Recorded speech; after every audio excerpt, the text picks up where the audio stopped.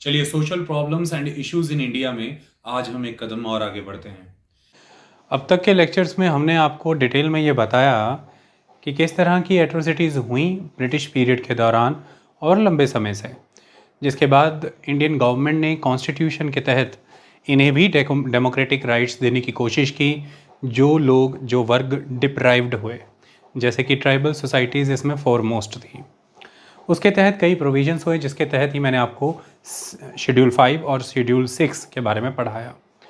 उसकी सारी प्रक्रिया को हमने समझा, सारा फ्रेमवर्क अंडरस्टैंड किया, कॉन्स्टिट्यूशनल प्रोविजंस देखे। हम आगे बढ़े और हमने देखा कि ज़्यादा कमेटी की कुछ रिकमेंडेशंस हैं जो कि डिफरेंट सेक्शंस में डिवाइडेड हैं, जिसमें हमने लास्ट सेक्शन हेल्थ के ऊपर डिस्कस किया था।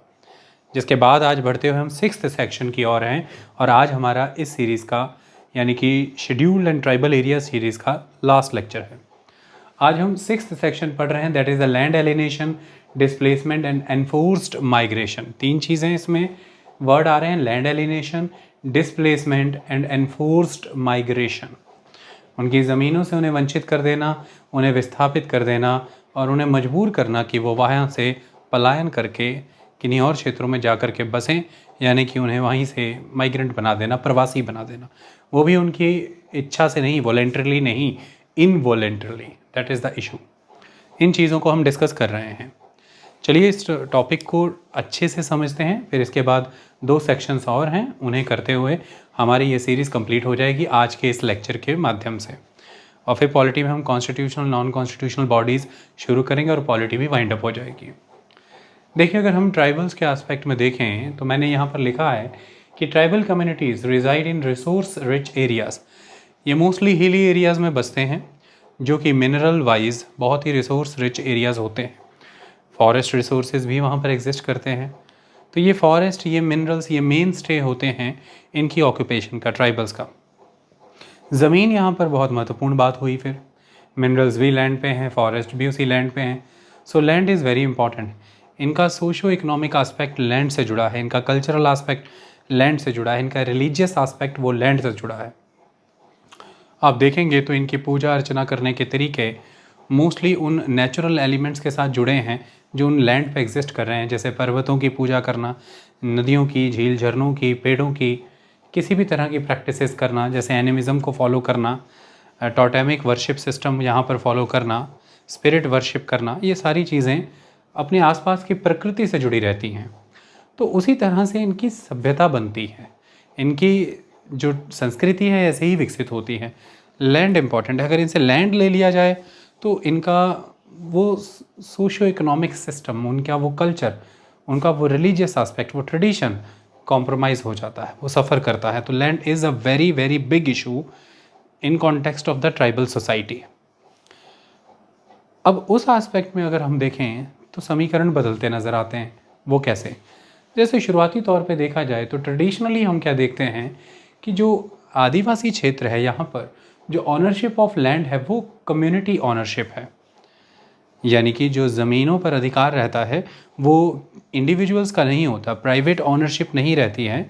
आदिवासी समाज है और उस समाज का अधिकार रहता है, कम्युनिटी ऑनरशिप रहती है। ऐसे में कम्युनिटी एक साथ मिल करके उस लैंड को, उसके पोटेंशियल को हार्नेस करती है, यूटिलाइज़ करती है, चाहे फिर वो एग्रीकल्चर में लेकर के आए उसे या किसी भी अदर प्रैक्टिसेस में। और उसके जो भी डेवलपमेंट्स हैं, जो भी बेनिफिट्स हैं, जो भी प्रोडक्शन है, वो कम्युनिटी में शेयर हो जाता है। इस तरह से कंसंट्रेशन ऑफ वेल्थ नहीं होता है उस लेवल का। सोसाइटी में रिसोर्सेज वेल डिस्ट्रीब्यूटेड रहते हैं, जिसकी वजह से अमीर गरीब और दूसरे भेदभाव नहीं आ पाते हैं, तो स्ट्रैटिफिकेशन नहीं होती है सोसाइटी में। तो एक तरह से लगभग समान अधिकार रहते हैं सबके पास। तो ownership of land community wise होती है। इकोनॉमिक एक्टिविटी मेनली इनकी एग्रेरियन होती है, चाहे फिर वो शिफ्टिंग एग्रीकल्चर ही क्यों ना हो, या एग्रेरियन एक्टिविटी करते हैं ये। तो इसकी वजह से इट फॉस्टर्ड एगैलिटेरियन वैल्यूज़। ये एगैलिटेरियन वैल्यूज़ को बढ़ाते हैं। मैंने अभी आपको बताया कि जब कम्युनिटी के पास वो रिसोर्सेज होंगे तो फिर कंसंट्रेशन ऑफ वेल्थ उस तरह से नहीं होगा, क्योंकि प्राइवेट ऑनरशिप लैंड पे नहीं होगी किसी की भी। और जब प्राइवेट ऑनरशिप नहीं होगी, प्राइवेट प्रॉपर्टी सिस्टम नहीं होगा, तो प्रॉपर्टी एक्यूमुलेशन का ट्रेंड नहीं होगा। जब प्रॉपर्टी एक्यूमुलेशन का सिस्टम नहीं होगा तो फिर लैंड से कोई डिप्राइव भी नहीं किया जाएगा, किसी से लैंड एलिनेट भी नहीं किया जाएगा, लैंड का डेवलपमेंट किया जाएगा और सारी कम्युनिटी के पास ऑनरशिप है उस लैंड की, और उस लैंड पर होने वाली सभी की सभी पैदावार का जो हिस्सा है सारे समाज में बटेगा, और इसके तहत सारे समाज का ही विकास होगा, किसी एक घराने का, किसी एक वर्ग का या व्यक्ति विशेष का नहीं। एक तरह से एगैलिटेरियन समाज स्थापित होता है जिसमें सबका दर्जा लगभग समान है। अगर एक सिंपल लैंग्वेज में समझें, समान से संसाधन है, भेदभाव उस तरह का नहीं है, स्ट्रेटिफिकेशन उस तरह की नहीं है, एक फ्यूडलिस्टिक सिस्टम नहीं है सामंतवादी कि जिसमें एक वर्ग बाकी सभी वर्गों को एक्सप्लॉइट कर रहा है, ऐसा तंत्र नहीं है। शोषण करने वाला समाज नहीं है, शोषित होने वाले वर्ग नहीं है, ऐसी चीज़ें नहीं हैं। तो इसलिए हमने कहा कि ये जो कम्युनिटी ऑनरशिप है लैंड का, ये एगैलिटेरियन वैल्यूज़ को फॉस्टर करता है, और फिर ये अगर सोसाइटी एगैलिटेरियन है तो naturally it will influence the power relations and organisational system. Power relations and organisational system इसी पे बेस्ड है। पावर रिलेशन चेंज है, जब प्राइवेट प्रॉपर्टी सिस्टम होगा तो नेचुरली जिसके पास प्रॉपर्टी है वो उस प्रॉपर्टी का ऑनर है, और बाकी सभी उस प्रॉपर्टी के ऊपर काम करने वाली लेबर है, जैसा कि कैपिटलिस्ट समाज में होता है, पूंजीवादी समाज में होता है। एक जो है वो लैंड का ऑनर है, that is a land owner, और बाकी के सभी लोग उस लैंड पे काम करने वाले लेबरर्स हैं, that is the land worker. तो there is a relationship between owner and the worker.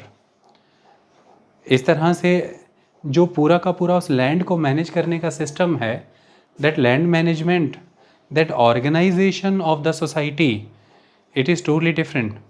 Society में एक वर्ग है जो लैंड को ओन करता है, और सोसाइटी में एक वर्ग है जो उस लैंड पे वर्क करके प्रोडक्शन करता है, और उसको उसकी लेबर या वेजेस पे कर दिए जाते हैं, या फिर जब वो उगाता है तो कुछ हिस्सा पैदावार का उसके पास चला जाता है, लेकिन उस ज़मीन से उत्पन्न होने वाली उस सरप्लस क्रॉप का जो मुनाफा है, जो फ़ायदा है, वो उसके पास चला जाता है जो मालिक है उस ज़मीन का, जबकि वो खेतों में काम कर भी नहीं रहा, क्योंकि वो कुछ और लोगों से काम करवा रहा है और उनकी लेबर के बेसिस पर जो प्रोडक्शन है उसे सरप्लस बना रहा है, और उस सरप्लस प्रोडक्शन का बेनिफिट उनको नहीं मिल रहा है जो लेबरर हैं, क्योंकि उनके पास प्रॉपर्टी राइट्स नहीं हैं।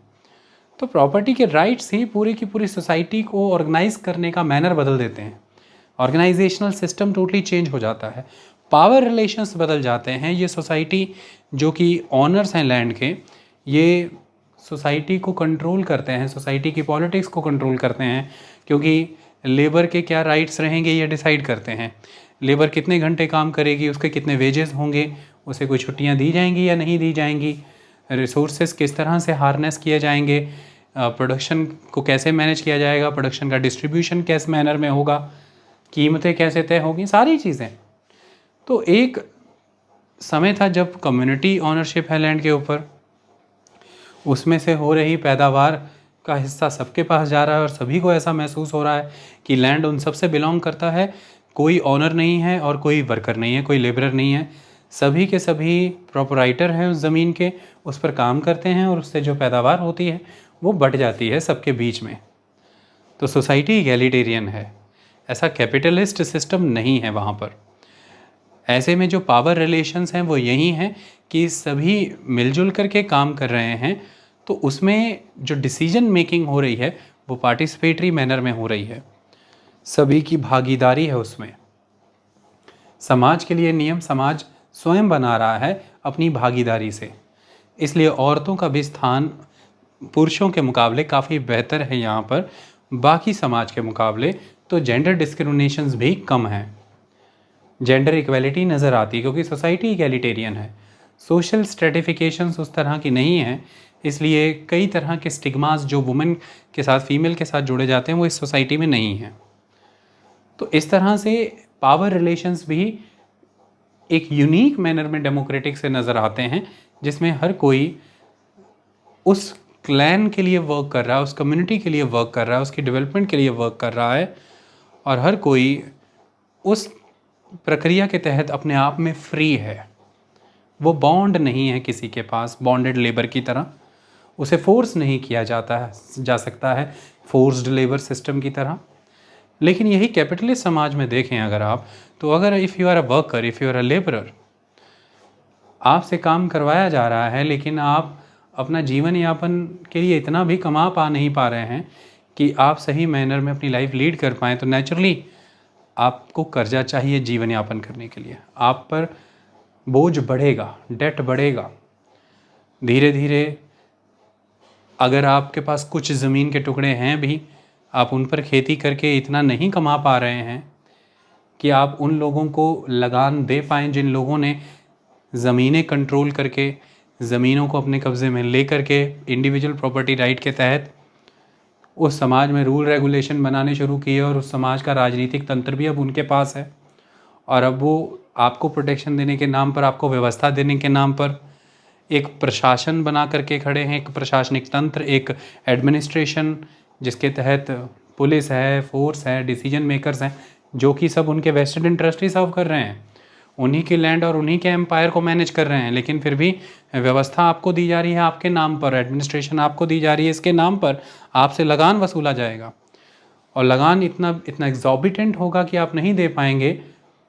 ऐसे में मनी लेंडर के क्लचेस में आप आएंगे, उससे पैसा लेकर के आप अपना लगान चुकाएंगे, और फसल के फेल होने पर, मौसम के कमज़ोर पड़ने पर, ज़मीन इतनी कम है आपके पास, आप उस लगान तो अगली बार दे नहीं पा रहे हैं, आप उस मनी लेंडर के पैसे भी नहीं चुका पाएंगे, आपकी ज़मीनें उनके अधीन चली जाएंगी। एक समय ऐसा आ जाएगा आपका सर्वाइवल इतना डिफ़िकल्ट होगा, और कर्जा जो आप पर चढ़ा है वो इस तरह से चढ़ाया गया है, उस पर 200-300% के हिसाब से ब्याज लिया गया है आपसे कि वो ज़मीनें देने के बाद भी चुकाया नहीं जा पाएगा। आप अपने आप को भी उसे सौंप देंगे, आप उसके बंधुआ हो जाएंगे, बॉन्डेड लेबर सिस्टम हो जाएगा, आपको फोर्स किया जाएगा काम करने के लिए, फोर्स्ड लेबर सिस्टम हो जाएगा। इस तरह का एक पावर रिलेशन क्रिएट होता है, एक मास्टर हो जाएगा और एक स्लेव हो जाएगा। एगैलिटेरियन सोसाइटी में ऐसा नहीं होता है। तो ट्राइबल सोसाइटी में लैंड का मैनेजमेंट कैसे हो रहा है, उनकी राजनीति को समझने के लिए यह बड़ा ज़रूरी है। उनकी पॉलिटिकल सिस्टम इस बात पर निर्भर करता है कि समाज की व्यवस्था कैसी है, समाज एगैलिटेरियन है या नहीं है। सोसाइटी का जो ऑर्गेनाइजेशन है उस सिस्टम में कितना स्ट्रेटिफिकेशन है, और अगर नहीं तो इक्वालिटी का लेवल क्या है, इक्विटेबल डिस्ट्रीब्यूशन ऑफ रिसोर्सेज है कि नहीं, ये चीज़ें महत्वपूर्ण हैं। इन चीज़ों को देखें तो फिर community ownership of the land is very core with the settlement of the tribal societies.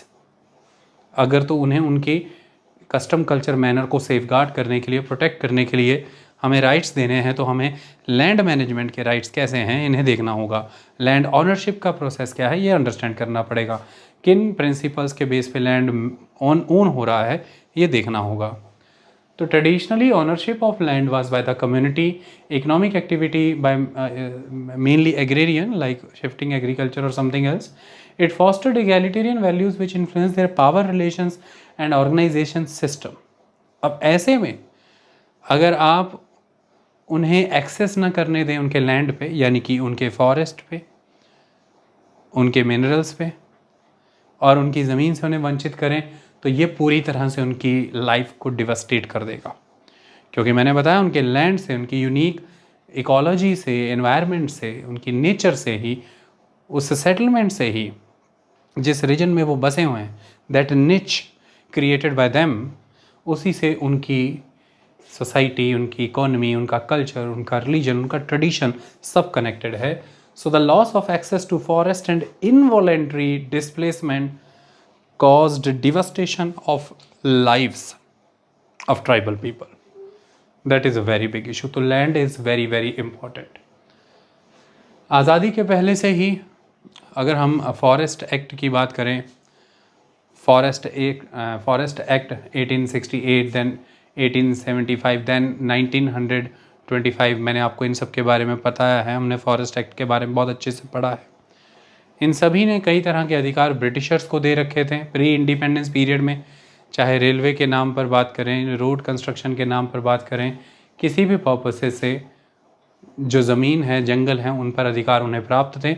Infrastructure development के नाम पर इन लोगों को इनके जंगलों से वंचित किया जाता था, विस्थापित किया जाता था। आज़ादी के बाद सेम सिस्टम फॉलो हुए, कहीं तक कॉन्स्टिट्यूशन में प्रोटेक्शंस दी गई इन ट्राइबल सोसाइटीज़ को, लेकिन फिर भी डेवलपमेंट के नाम पर कॉन्स्टिट्यूशन में ही कुछ ऐसे प्रोविजंस विकसित होते हैं जिसके तहत जो इंडियन स्टेट है उसके पास राइट है एज एन एमिनेंट डोमेन कि प्रिंसिपल ऑफ एमिनेंट डोमेन पर काम करते हुए वो ज़मीन किसी की भी जनहित में ले सकता है। एमिनेंट डोमेन का यहाँ पर मतलब क्या है कि आप किसी का भी प्राइवेट प्लॉट, प्राइवेट लैंड ले सकते हैं for the public purpose, for the public development. ये यूटिलिटेरियन प्रिंसिपल के बेसिस पे चलता है कि अगर 90 लोगों के फ़ायदे के लिए 10 को समझौता करना पड़े या 10 को योगदान देना पड़े, या सीधी भाषा में कहूँ तो 10 का नुकसान हो तो वो जायज़ है। ये यूटिलिटेरियन प्रिंसिपल है। अगर सड़क निर्माण करनी है, स्कूल और हॉस्पिटल बनाना है आगे, उसके लिए अगर आपकी ज़मीनों की आवश्यकता है तो government can acquire that land. तो एमिनेंट डोमेन का कंसेप्ट एग्जिस्ट करता है इंडियन लीगल सिस्टम में, जिसमें एमिनेंट डोमेन मतलब the eminent domain, that eminent existence, that eminent power on the land or to acquire that land is vested with the state, that is the Indian state, the government. That is important. तो land acquisition एक बड़ी चीज़ रही। हमने socialist system को भी अपनाया जिसके तहत नेशनलिस्ट मॉडल ऑफ डेवलपमेंट आया, इसके तहत नेशनलाइज्ड मैनर में चीज़ों का विकास किया जाएगा। तो गवर्नमेंट स्टार्टिंग में एक बहुत बड़ी स्टेक होल्डर थी डेवलपमेंट की। गवर्नमेंट के अंदर बहुत सी एंटिटीज़ थी जो विकास करती थी। तो लैंड एक्विजिशन बड़ी बात थी, चाहे डैम प्रोजेक्ट्स के लिए, चाहे बड़े बड़े स्टील प्लांट्स या कारखाने लगाने के लिए, चाहे सड़कों का निर्माण करने के लिए, किन्हीं भी पर्पसेस के लिए गवर्नमेंट बहुत इम्पॉर्टेंट रोल प्ले करती थी। तो लैंड भी एक्वायर होता था और वो भी गवर्नमेंट के एंड पर होता था। तो ये एमिनेंट डोमेन के प्रिंसिपल ने भी बहुत ज़बरदस्त नुकसान पहुंचाया आदिवासियों को, और आज़ादी के बाद भी कई संरक्षण संवैधानिक तौर पर प्राप्त होने के बाद भी वंचित होते रहे, लैंड कॉम्प्रोमाइज़ होता रहा। ये एक बहुत बड़ा एस्पेक्ट है। तो वही मैंने लिखा है कि the forest acts accorded the state a monopolised control over forest land for commercialisation purposes. Principle of eminent domain is very much responsible for such deprivations after the independence. The development model in India is a carry forward model. जब मैं India के development model की बात करता हूँ तो ये carry forward model है। कैरी फॉरवर्ड मॉडल मतलब प्री इंडिपेंडेंस पीरियड में ब्रिटिशर्स के द्वारा जो मॉडल फॉलो किया जाता था उसी को कैरी फॉरवर्ड किया गया आफ्टर इंडिपेंडेंस इंडियन गवर्नमेंट के द्वारा। क्या मॉडल हुआ करता था वो? देखिए, इंडियन रिसोर्सेज को, इंडियन ह्यूमन कैपिटल को एक्सप्लॉइट करना, और उस एक्सप्लॉइटेशन का बेसिस कारण क्या था, उसका रीज़न क्या था? एक्सप्लॉइट करें इंडियन नेचुरल रिसोर्सेज और इंडियन ह्यूमन कैपिटल को, यानी कि इंडियन इंटेलेक्ट को, इंडियन लेबर को, इंडियन वर्कर को मैक्सिमम एक्सप्लॉइट करें। ये एक इम्पॉर्टेंट चीज़, इंडियन नेचुरल रिसोर्सेज को मैक्सिमम एक्सप्लॉइट करें, जितना हो सके इससे वेल्थ एक्सट्रैक्ट करें, सरप्लस क्रिएट करें और इसे रूट कर दें टूवर्ड्स ब्रिटेन। क्यों? For the capital formation to invest into the industrial revolution of Britain. तो ब्रिटेन का जो इंडस्ट्रियल रेवोल्यूशन है उसमें जो इतने बड़े पैमाने पर कैपिटल इन्फ्यूज़ हुआ, जो पूंजी लगी, जो पैसा लगा, वो पैसा बनाने के लिए, वो पूंजी का निर्माण करने के लिए बड़े स्तर पर इंडियन रिसोर्सेज को एक्सप्लॉइट किया गया, इंडियन ह्यूमन को एक्सप्लॉइट किया गया, उसके बेसिस पर वेल्थ एक्सट्रैक्ट की गई, सरप्लस डेवलप किया गया और इस एक्यूमुलेटेड वेल्थ को रूट किया गया टूवर्ड्स द ब्रिटेन, ताकि इंडस्ट्रियल रेवोल्यूशन के लिए वेल्थ फॉर्मेशन हो। That is the important aspect. So that is the accumulation of capital, capital that is the पूंजी। ये सिस्टम अपनाया गया। आज़ादी के बाद फ़र्क ये आ गया कि इस पैसे को ब्रिटेन नहीं भेजा गया, लेकिन सिस्टम वही फॉलो हुआ, इंडियन रिसोर्सेज को एक्सप्लॉइट करना, ह्यूमन कैपिटल को एक्सप्लॉइट करना, वेल्थ डेवलप करना, वेल्थ को एक्यूमुलेट करना और उसे कैपिटल गुड्स सेक्टर में इन्वेस्ट करना। शुरुआती तौर में हमने बेसिक इंडस्ट्री, हैवी इंडस्ट्री में बहुत पैसा लगाया था, जिसे हम कैपिटल गुड्स इंडस्ट्री भी कहते हैं, यानी कि वो इंडस्ट्री जो मशीन्स बनाती हैं। Capital goods, machines which makes machines, okay, they are the capital goods industries.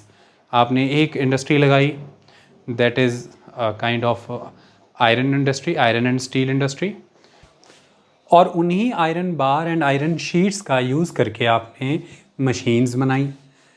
यही मशीन्स फर्दर आगे काम आएंगी किन्हीं भी आयरन एंड स्टील प्लांट्स में आयरन बार्स एंड शीट्स बनाने के लिए।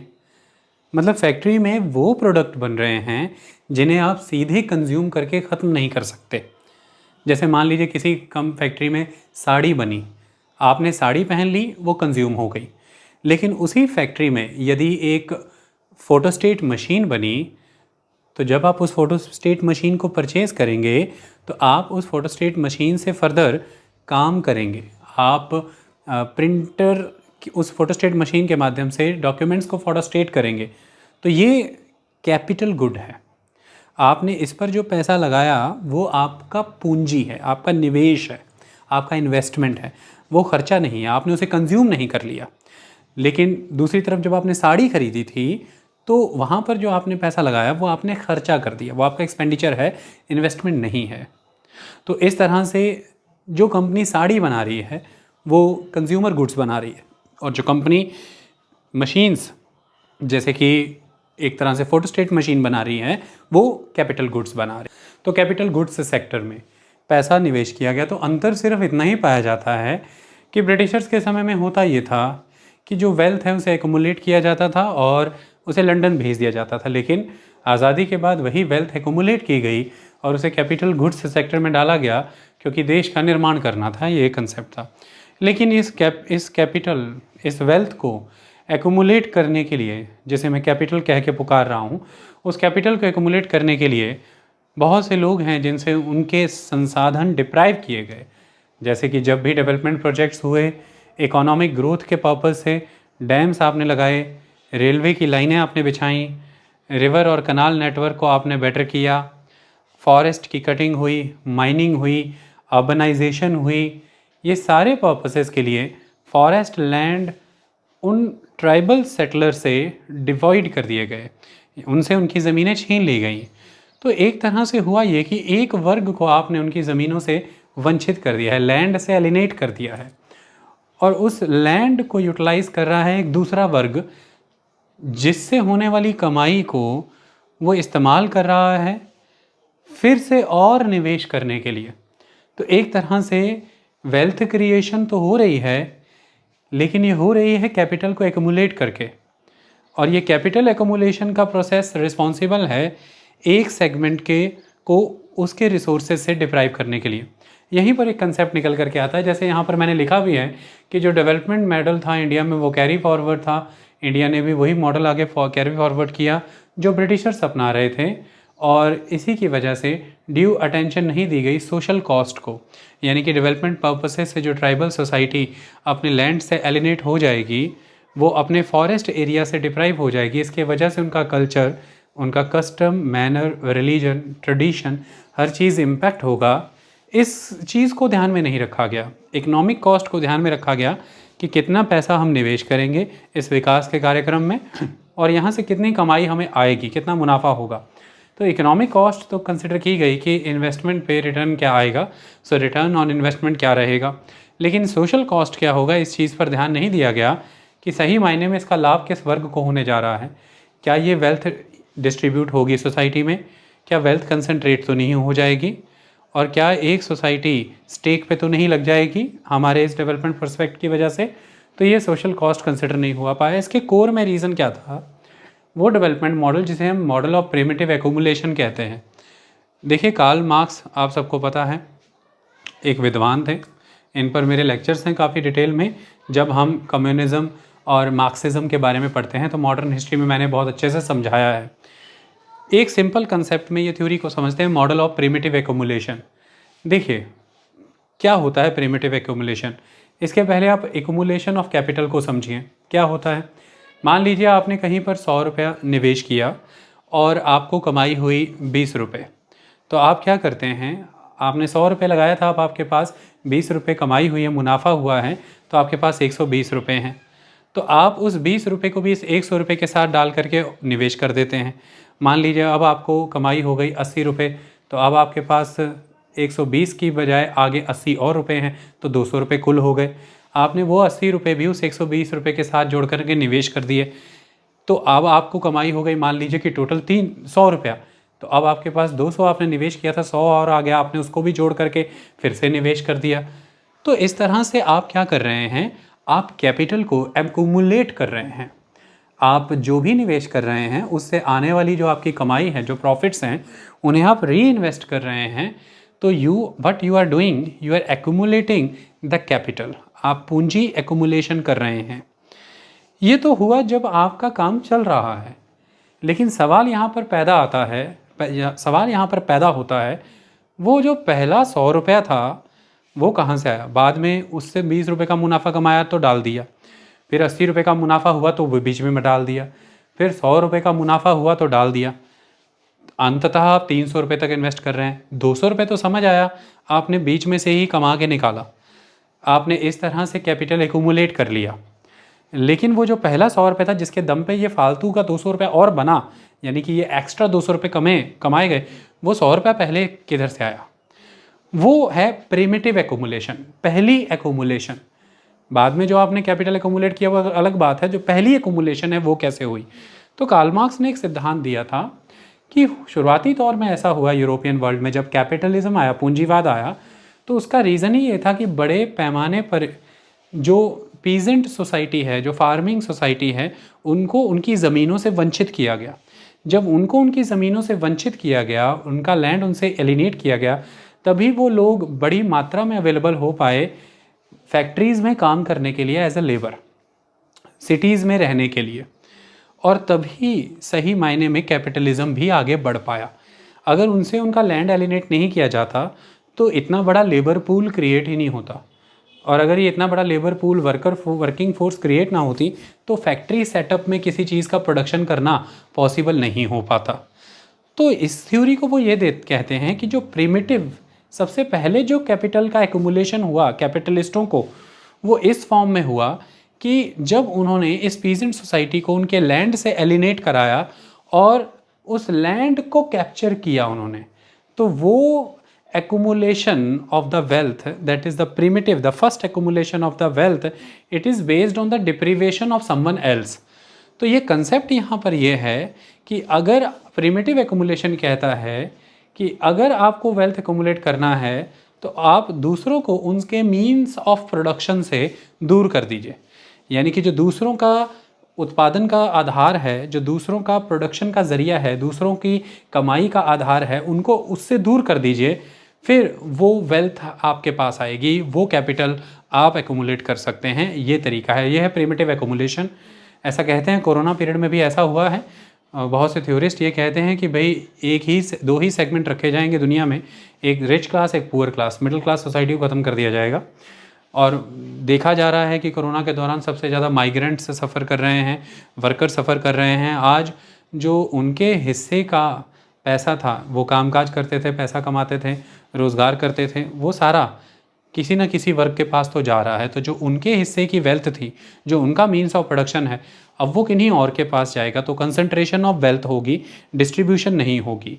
तो वो ही कैपिटल का आधार बनेगा, that is the primitive accumulation. ये कोरोना पीरियड में भी ये थ्योरी लागू की जा रही है कि कार्ल मार्क्स की ये थ्योरी आज भी लागू है। तो प्रिमिटिव एक्यूमुलेशन मॉडल जो है, वही उन्होंने कहा कि आज की डेट में भी ट्राइबल सोसाइटीज़ के कॉन्टेक्स्ट में ये प्रिमिटिव एक्यूमुलेशन मॉडल बिल्कुल करेक्ट बैठता है कि जो एंटरप्रेन्योर्स हैं, जो कॉरपोरेट्स हैं, वो इन एरियाज़ में वेंचर ही इसलिए करते हैं क्योंकि उन्हें बिल्कुल एक तरह से free of cost he lease के नाम पर या ऑक्शन के आधार पर वो लैंड मिले, जो ट्राइबल लैंड थे, जो रिसोर्स रिच एरियाज़ थे, वो इन्हें फ्री ऑफ कॉस्ट मिले। और इसलिए ये उन क्षेत्रों में आए क्योंकि इन्हें जो सबसे पहला कैपिटल एक्यूमुलेट करने का मौका मिला, that is the primitive capital accumulation वो इन ट्राइबल एरिया से मिला, उन ट्राइबल्स को उनके लैंड से एलिनेट करके किसी भी प्रोजेक्ट के नाम पर।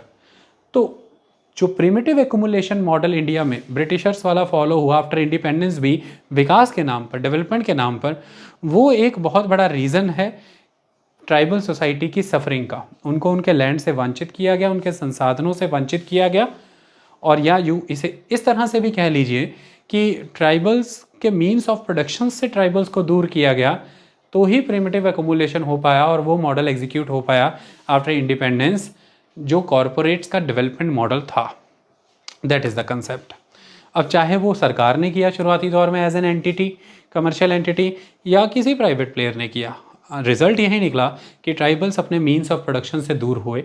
ये एक फॉल्टी प्रैक्टिस थी, यहाँ पर कमी हुई है। पहले यही कॉलोनलिस्टों ने अपनाया उनके अगेंस्ट जो कॉलोनी डिवेलर थे, यानी कि जहाँ पर आकर के ब्रिटिशर्स या अदर यूरोपियंस रूल करते थे, जिन पर रूल करते थे वो एक तरह से आप उन्हें यहाँ पर ट्राइबल की तरह इक्वेट कर लीजिए, और जो रूल कर रहे हैं यूरोपियंस, उन्हें यहाँ पर आप या तो गवर्नमेंट को एज एन कमर्शियल यूनिट मान लीजिए या किसी कॉरपोरेट को। वही रिलेशन आज भी एग्जीक्यूट हो रहा है। आज कॉलोनिस्ट नहीं है, आज मल्टीनेशनल कंपनीज़ हैं, MNCs हैं, और आज कॉलोनी डिवेलर्स नहीं हैं, आज वो ट्राइबल्स हैं। तो दैट इज़ द आस्पेक्ट, और वही प्रिमिटिव एक्यूमुलेशन मेथड यहाँ पर काम कर रहा है।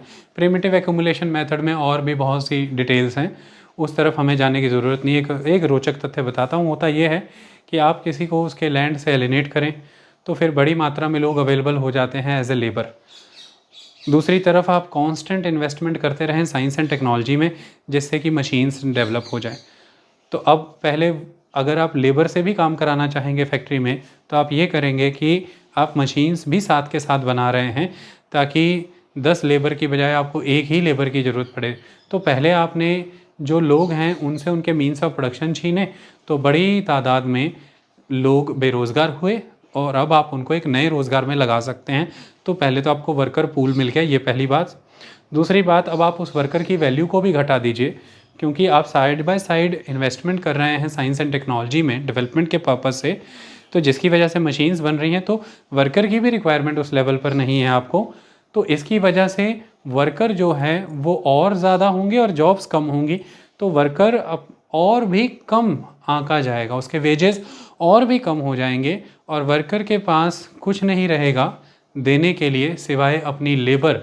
तो वर्कर खुद को ही प्रस्तुत करेगा बहुत ही कम वेजेस में कि वो सिंपली क्या फैच करना चाहता है आपसे, जस्ट अ वेज। तो वर्कर यहाँ पर क्या रह गया, सिंपली अ लेबर।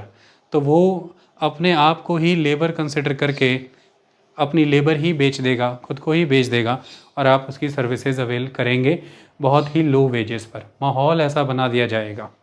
तो दैट इज़ द टेंडेंसी। इसी तरह से वेल्थ एक्यूमुलेट होती है, कैपिटल एक्यूमुलेट होता है। ये एक्यूमुलेशन मेथड था कैपिटलिस्टों का, और ये प्रिमिटिव एक्यूमुलेशन मॉडल थ्योरी को मैंने अभी आपको सामने रखा है एक लेवल पर। तो इस मॉडल के तहत कहीं भी जगह ही नहीं है कि आप सोशल कॉस्ट को भी ध्यान में रखें कि भाई जिनके मीन्स ऑफ प्रोडक्शन आप छीन रहे हैं, जिनकी कॉस्ट पर आपको कैपिटल एक्यूमुलेट हो रहा है, वेल्थ एक्यूमुलेट हो रहा है, उनकी सोशल ऑर्गेनाइजेशनल सिस्टम का क्या, उनके पावर रिलेशंस का क्या, उनके कल्चर कस्टम मैनर का क्या, इसकी जगह इस कैपिटलिस्ट मॉडल में कहीं नहीं है। यही रीज़न है सफरिंग्स का। तो इस तरह से ये सिस्टम चलता रहा। आज़ादी के बाद भी देखा गया कि बहुत से प्रोटेक्शंस कॉन्स्टिट्यूशन में दिए गए हैं, वीकर सेक्शन के तौर पर बहुत से सपोर्ट्स भी दिए गए हैं इन सोसाइटीज़ को, लेकिन फिर भी लाभ नहीं आते। शेड्यूल 5 के तहत आपने ये प्रयास किए कि इस तरह के मेजर्स डेवलप किए जाएं कि लैंड प्रोटेक्ट हो, वेलफेयर के और सोशल एडवांसमेंट के प्रोसेसेस चलें। शेड्यूल 6 के तहत आपने कोशिश की कि ऑटोनोमस काउंसिल्स या रीजनल काउंसिल्स बने, और land management, land regulation, land use practices आप इन ट्राइबल सोसाइटीज़ के अधीन दें। लेकिन इन्हीं शेड्यूल्स के फलस्वरूप फिर हुआ ये कि आपने बहुत सी नई टर्मिनोलॉजीज़ और नए सेक्शंस बना लिए रिजर्व्ड फॉरेस्ट और प्रोटेक्टेड फॉरेस्ट के नाम पर, और फिर वो फॉरेस्ट आपने इन सोसाइटीज़ को जो लीगल एंटाइटलमेंट था फॉरेस्ट के ऊपर, इन रिजर्व फॉरेस्ट और प्रोटेक्टेड फॉरेस्ट को उस लीगल एंटाइटलमेंट से बाहर रखा। तो फिर काफ़ी बड़े पैमाने पर फॉरेस्ट बाहर हो गए उनके अधिकार क्षेत्र से, और इनफैक्ट शेड्यूल 5 शेड्यूल 6 की प्रोटेक्शन नेगेटिव रोल प्ले कर गई उनके लिए एक लेवल पे। उसके अलावा बहुत से कानून आते रहे, जैसे वाइल्ड लाइफ प्रोटेक्शन एक्ट 1972 का, जैसे फॉरेस्ट कंजर्वेशन एक्ट 1980 का, जैसे द ट्रीज़ प्रिवेंशन एक्ट 1988 का, फॉरेस्ट पॉलिसी 1988। इस तरह की चीज़ों ने भी बहुत से प्रतिबंध लगा दिए आदिवासी समाज के ऊपर, फॉरेस्ट प्रोडक्ट्स को चुनने बिनने को लेकर के, फॉरेस्ट लैंड को यूज़ करने को लेकर के, एनिमल ग्रेजिंग को लेकर के। तो वो डे बाय डे उनका एरिया इंक्रोच होता गया, डे बाय डे उनकी नीड्स तो बढ़ रही थी और उनके राइट्स ख़त्म होते चले गए, कल्चर कस्टम मैनर डिस्टॉर्ट होता चला गया। ये रीज़न रहा कि वो सफ़र करते रहें। तो दैट इज़ द आस्पेक्ट। क्या सुझाव दिए जाते हैं? सुझाव यही दिए जाते हैं कि जो बड़े पैमाने पर इनवॉलेंटरी डिस्प्लेसमेंट है due to the development projects, इन्हें ख़त्म किया जाए। तो डिस्प्लेसमेंट को मिनिमाइज़ किया जाए। ये कैसे होगा? जब आप राइट्स बेस्ड अप्रोच यूज़ करेंगे कॉम्प्रिहेंसिव रिहेबिलिटेशन का। देखिए 2013 में गवर्नमेंट कानून लेकर के आई लैंड एक्विजिशन का, जिसने 1894-95 के ब्रिटिशर्स के समय के बने कानून को बदला। इतने लंबे समय तक आप ब्रिटिशर्स के समय बने कानून को ही यूज़ कर रहे थे for the purpose of land acquisition. उसे चेंज करने का काम सरकार ने किया। 2013 में right to fair compensation, transparent manner में land acquisition, so right to fair compensation, transparency in land acquisition, rehabilitation and resettlement act 2013, ये इसका पूरा नाम है। Right to fair compensation, transparency in land acquisition, rehabilitation and resettlement act 2013। इसके तहत एक comprehensive plan दिया गया और एक लीगल मैंडेट दी गई गवर्नमेंट के ऊपर कि rehabilitation is a legal mandate. आपको जो भी लोग विस्थापित हों विकास के कार्यक्रमों की वजह से अपनी ज़मीन से, अपने घरों से, अपने क्षेत्र से, उनका रिहेबिलिटेशन करना है और उनका रीसेटलमेंट होना ज़रूरी है और फेयर कंपनसेशन होना चाहिए। राइट टू फेयर कंपनसेशन है उन सोसाइटीज़ के पास और ट्रांसपेरेंसी हो लैंड एक्विजिशन में। तो एक्ट का नाम ही अपने आप में ये बताता है कि वो किन किन एलिमेंट्स के साथ आता है।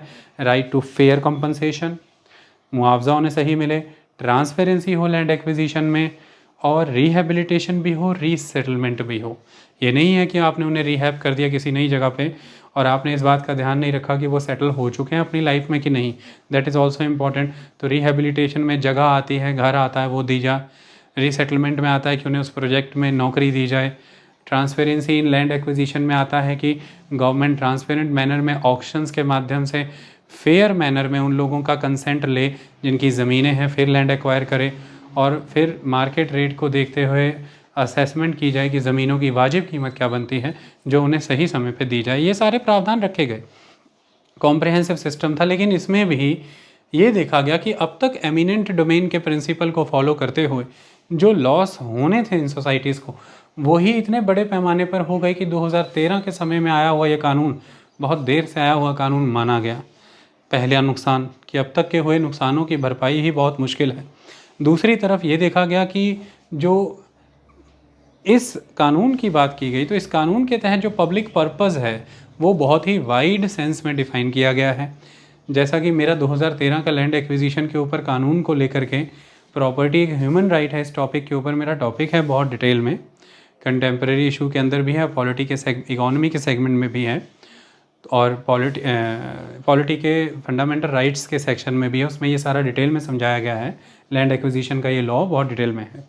आज हम इस टॉपिक की मर्यादा के तहत से कर रहे हैं कि पब्लिक पर्पस वर्ड बहुत वाइड है और जब इतनी सारी चीज़ें पब्लिक पर्पस हो जाएंगी तो फिर पब्लिक पर्पस के नाम पर यूटिलिटेरियन के सिद्धांत को ध्यान में रखते हुए जब 90 लोगों की अगर उससे हित हो रहा है तो 10 लोगों को कॉम्प्रोमाइज़ भी करना पड़े, इस सिद्धांत के आधार पर जब गवर्नमेंट एमिनेंट डोमेन का सिद्धांत इस्तेमाल करके फिर लैंड एक्विजिशन ज़्यादा होंगी, क्योंकि पब्लिक पर्पसेस का अब दायरा बहुत बढ़ा दिया गया है और फिर पब्लिक पर्पसेस के नाम पर विकास के कई कार्यक्रम होंगे जिसके तहत और भी विगरेसली लैंड एक्विजिशंस होंगी इस कानून के तहत। तो यहाँ पर चुनौती बहुत बड़ी हो जाती है कि क्या सिर्फ़ और सिर्फ उनका रिहेबिलिटेशन कहीं कर देना और रीसेटलमेंट कर देना ही उनके कस्टम कल्चर मैनर को प्रोटेक्ट करने लायक बहुत है, पर्याप्त है, इस बात का ये सवाल बनता है। तो ये एक चीज़ है कि जब भी आप इस तरह के रिहेबिलिटेशन करें तो वहाँ पर राइट्स बेस्ड अप्रोच अपनाएं। राइट्स बेस्ड अप्रोच का मतलब human rights based approach. Human rights based approach ये एक मॉडल ऑफ डेवलपमेंट